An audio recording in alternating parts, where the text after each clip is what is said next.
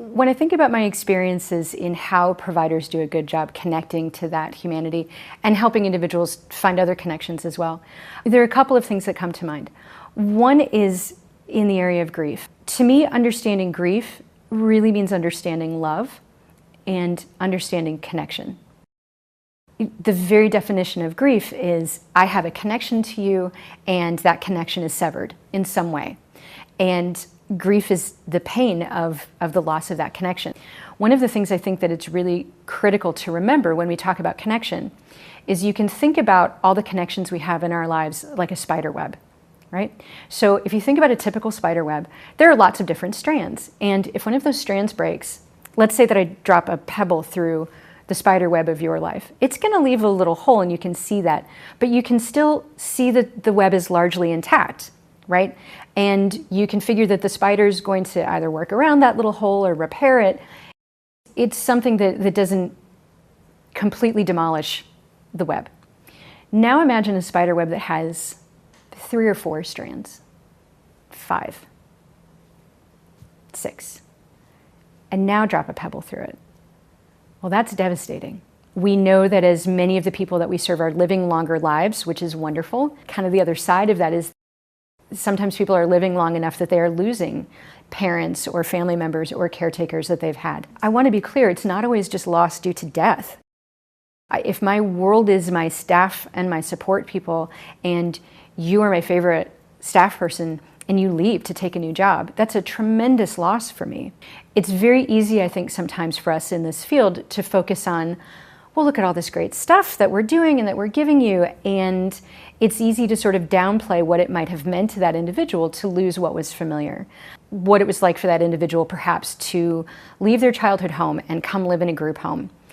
So one of the ways that I can tell that a provider really gets it is when they're sensitive to all those different kinds of losses, not just loss from bereavement, losing someone to death.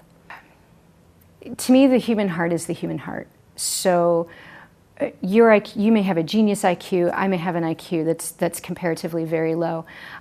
The feeling of that loss, I think, is universal. How we remember and how we think about things is very different emotionally than cognitively. So I may not remember what time we have dinner or how to do this math problem that you just showed me, but I certainly remember missing the people that I love. Even if I'm nonverbal and I can't say that to you, it is evident to me, and research supports this, that individuals, even with severe neural differences, experience love and experience grief. How I express it to you, how I understand it, how I make room for it in my life could look very different. So I think it is really important to talk about the challenge of that. So for example, one of the things that can be sometimes confusing is if cognitively I have a hard time understanding death and you are my support person or my staff person or my friend or whatever, you may have to explain that to me over and over and over again. And I may never fully grasp for an extended period of time what it is that you're explaining to me. What staff have to do is see that there are 2 different things happening. I may be struggling cognitively to understand some of the concepts of death, but the feeling of being overwhelmed and confused and alone and sad and angry, that's universal.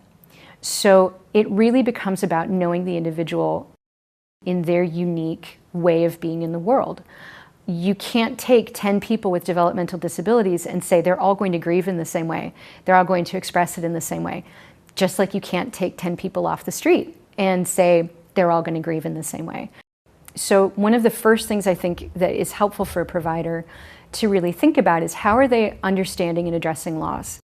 I also find that when you're working with staff in getting them ready to find different ways to see that humanity, helping them to empathize with grief is sometimes a good door to walk them through, because grief is a universal experience. We can all relate to that in some way.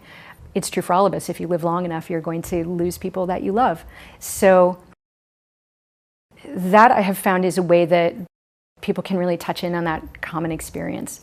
So I often will talk with providers about how they understand grief, how they work with grief, and how they respect that grief. I find that how we recognize that kind of pain, how we understand that kind of pain, how we build a story about that kind of pain is a universal human experience. So when we talk about respect and seeing each other's common humanity, that's a place where I think it's easy to connect on that heart level. One of the things that makes human beings noble is that we keep wanting to connect to other human beings, even though there's often pain involved with that. And to me, that's really beautiful.